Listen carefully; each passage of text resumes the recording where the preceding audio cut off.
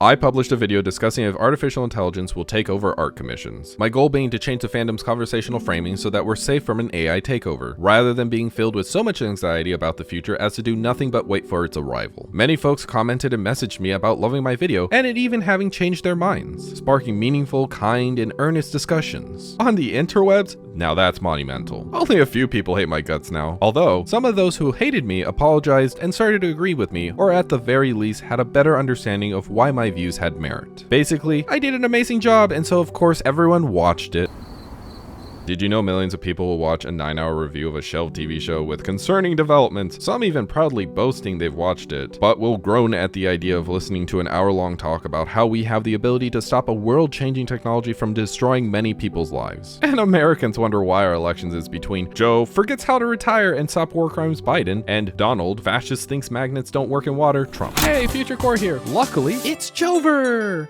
We are now commencing under the coconut tree in the context in which we all first live alongside the extremely valid criticism of Kamala, which you should definitely have, while understanding that these two are far better than a single nipple baby felon fascist. Machine learning's effects on society is a complex topic that can't earnestly be boiled down without excluding critical information or just creating a mindless slogan. But many don't have the time nor know me well enough to watch an hour-long video. I knew that this was a possibility going in. I just really wish months of my artist life didn't result in only 2K views while still watching every other artist online making the worst quick tweet arguments that unsurprisingly makes them depressed when other users still use generative works to get more money or views. Plus, have you seen the corporate usage? Multiplies those feelings really quick. This video can't replace my full original video, but my goal is still to change the conversation around AI for the better. Thus, if that means losing a lot of necessary context for folks to at least be slightly more productive about this tech before TLDRing out with yet another slogan or image macro, then that's what this video shall be. Being blunt here, humans create meaning and imagine the ideas in relation to the context of their life. Humans created mediums such as art to express those ideas to themselves or their community. Said humans do this by interpreting stimuli from the physical world around us, storing that information in the brain, then personally manipulating it to create a result. Thus, AI can never take over humans. Both machines and other humans, even other organisms, can only ever copy an individual's observed human actions. You can listen to me right now due to some random dead human adjacent species that evolved the human ear, where our sound range and pattern recognition skills linked up noises to transferable ideas, eventually copying that tradition to form new tools like oral languages or using physical objects to mark a surface. Speaking English or even writing text down was a future invention that had to be formed from observing and remixing past humans' techniques and mistakes. Society tends to call such human behaviors and inventions unnatural, even though we are just animals in a natural world. We cannot break natural laws. Billionaires can pretend machines disregard the physics of water and fish, but ultimately a machine is merely following natural rules, like producing human range sound, transmitting an electric signal over wires, and interpreting said voltage to where I can force a machine to go.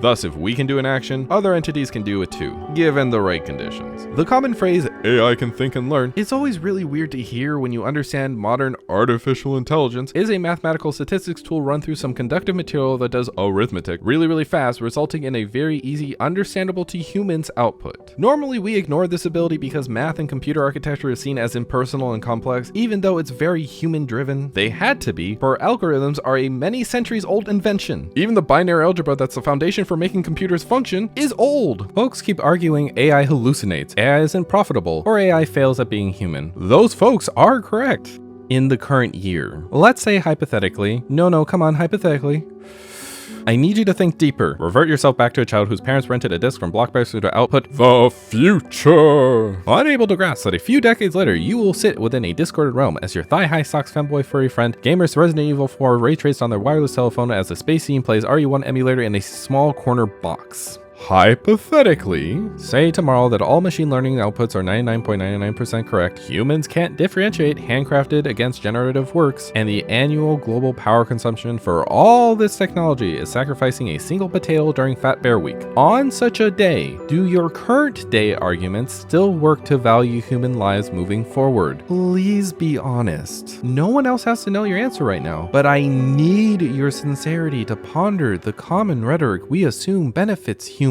Like, 46,000 people in the US end up in a fatal crash each year. Bad, yeah? But does that number meaningfully invoke any emotion in you? Even as you're likely to know someone who's crashed and possibly fatally crashed, folks don't actively worry about crashing cars, including yourself crashing into somebody else cause it won't happen to me, I'm a good driver. But would you feel the same if you had to watch all 46,000 fatal accidents in their entirety annually? Probably not. 46,000 fatalities and some stats is supposed to be an abstraction through shorthand to mean maybe we need a new safer transit system, please. However, you need to understand languages and its consequences, such as math, to truly feel the effects of this set of symbols. Language is a personal traditional tool you've used every day, and we're taught that its usage is a sign of intelligence. Thus, it's much easier to both anthropomorphize and believe that a machine has all the same capabilities and motives as you when it correctly copies a more commonly used personal language tradition right live in front of you. Computers are neither smart nor dumb. They're electricity racetracks we've designed. Side note, folks like me who have disabilities like dyslexia are called idiots when a common linguistic tool's usage doesn't come naturally, even if we humans with a disability are as intelligent in every other subject. People unironically will view video game NPCs from Animal Crossing as more equal with their humanity and intelligence than folks like me. It's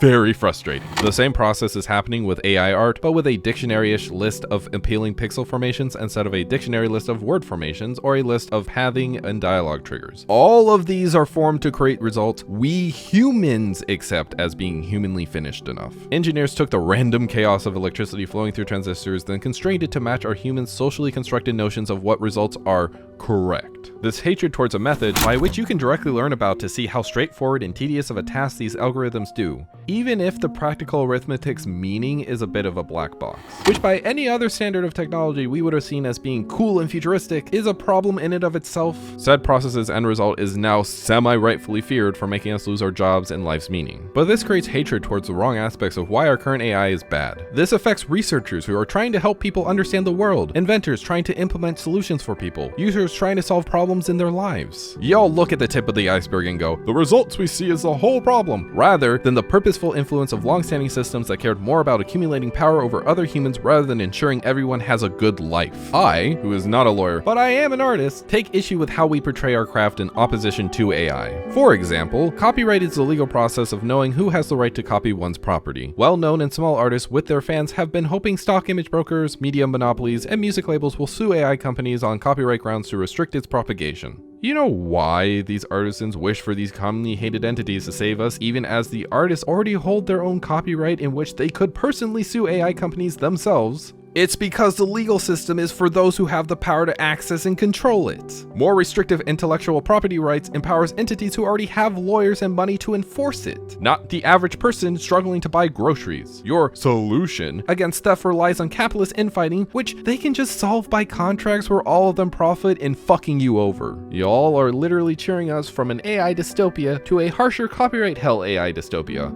Why? Did any of you take the time to think the mere 2 steps ahead? Our invented tradition of capitalism with all its perverse incentives is what people are actually worried about. Capitalism destroys human connections because its incentives are for you to gain power over others, aka competition, where few win and most lose. That's why competitions exist, to reward winners. Just to be clear, before artificial intelligence, randomly generated rock formations gave human connections to their past ancestors, even though the rock is randomly generated too. Once the randomly generated thing exists, we humans choose how we want to interact with it. We all understand this, but the average person doesn't have the vocabulary to express that concept. Our society obfuscates that language. People today think that their life is split into work, leisure, and sleep. That you're born, go to school, get a real job in the real world, get married, have 2.5 kids and a golden retriever, retire in a white picket fence house, then end up in the dirt. You're supposed to be human, yet our lives are so robotic. The real deep down truth is, your life doesn't start after you graduate high school or college and end when you retire. Doesn't start on Friday and end on Monday. Doesn't start when you're single and ready to mingle and end when you're married and settled down. Everything you do in your life is your full life. It started when you were born. Due to some old farts rotting in the dirt, we're expected to ignore our humanity and be cruel to others. Art for many folk is just a product to be sold or a tool to be used by both the buyer and seller. A brand, propaganda, a Skinner box. The idea that art communicates meaning and thoughtful discussions because we just will it so has been lost on many, for our humanity's value has been distilled to an abstraction of a monetary price scheme. We made up the concept of money, then built the systems of a few private owners controlling the creation of our tools, services, and products derived from a monarchy without as much blood lineage speculation, aka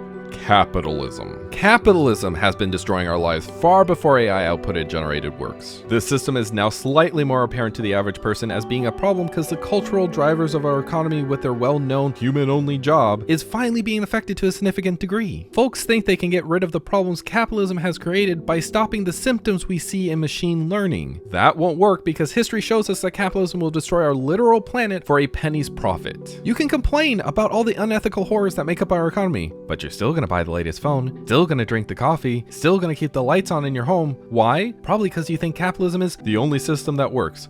Okay, works for who? Really ask yourself, are people around happy? Or do they lack an imagination for a world beyond capitalism while resigning themselves to learned helplessness and illusionary contentment? Artists, your whole job is to imagine. So why are you failing to do that?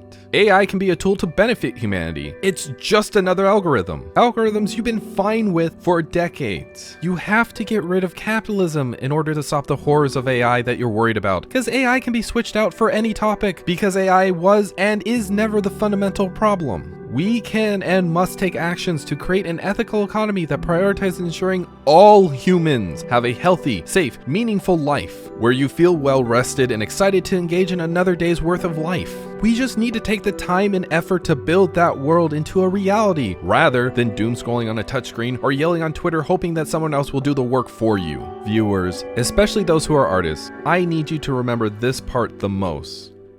Please never compare yourself to generative images. Art requires one to engage in the work via pondering or rendering, to use the language to provide context, to produce the memetics of humanity. Yes, I did say memetics as in the theory that got you to call this evolving series of media a meme. Generative images aren't created by a single human, but by the viewer's interpretation of what that generation is. The notion you need a creator to form humanity in an object is not only disrespectful to the viewers who engage in art, but is also just more theistic religious ideological rhetoric falsely disguised as secular reasoning. It takes thousands of labor hours, even labor years, technically millennia of labor years, for tech to produce a result. Teams of many human workers labored away for that single generative image to spawn. You are but one human making your own art, learning and obtaining everything you need to birth art into this world by your own will. Art never needed a concept of a soul. It needs living humans like you to engage in and record what you experience in life alongside others. We as a society can be proud of both an individual's effort and a group's effort in producing works. Capitalism merely forces a false economy of a zero-sum game to pretend you, the individual, must thrive or starve against our communities. But like many humans before you today, your skill is to create a new reality in your mind, then bring it forth into our world upon which was once a blank canvas. The only way that you can be stopped from doing the impossible is if you stop yourself. So stop being the barrier to yourself. Stop being the void to yourself. Stop being the doom scroller to yourself. Stop being the naysayer to yourself. Be the cheerleader of your own goddamn life.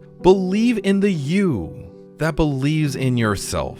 There are actionable solutions you can take today that will help us towards a future where we actually get to live good lives rather than struggle to survive our ancestors' made up stupid traditions. And yes, I am from the USA. Some of my solutions are USA focused, but many of the solutions I'm spouting originate from outside the USA. So yes, these solutions can work in your own country too, but only you and your community can adapt them. We both know you don't want an American to adapt them for you in the patriotic USA way. That tends to end very poorly. Help implement ranked choice voting locally, state, and federally so that more people see that they have choices instead of just our two-party system. Create cooperative, democratic, and unionized solutions for our production of goods and services, then take back our economy instead of letting the few rich billionaires monopolize everything. Engage in learning more about the world and fun informational projects. This can be as simple as buying a subscription to your local newspaper so journalists can present daily life facts, and reading said newspaper daily puts those facts into your brain. You can even see good news in your local area, which is always so wholesome to know about. Get a library card, then borrow a book from said library at least once a year, helping said library access more funds, thus opening more educational and social opportunities for all. Explain to people why they matter more than some numbers and encourage them to take power into their own hands. Take action to save yourself rather than waiting for someone else to do it for you. Please go watch my full video, Will Artificial Intelligence Take Over Furry Commissions? It would mean the world to me with all the work I put into it, and changing the course of our current conversation would save a lot of people from destitution and despair. This video literally can't be too long, so I'm making additional videos to respond to DMs and comments I've received from my past video. Thus, you should subscribe to my channel to see that, or check out my channel page / somewhere on the screen I'll have the new video linked. Thank you to the amazing human patrons you see scrolling by who help me make what I do.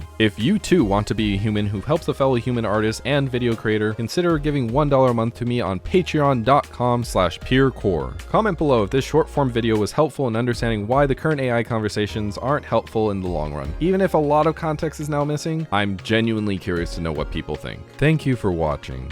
Keep your condensed AI conversations pure. I'll see you next time, everyone.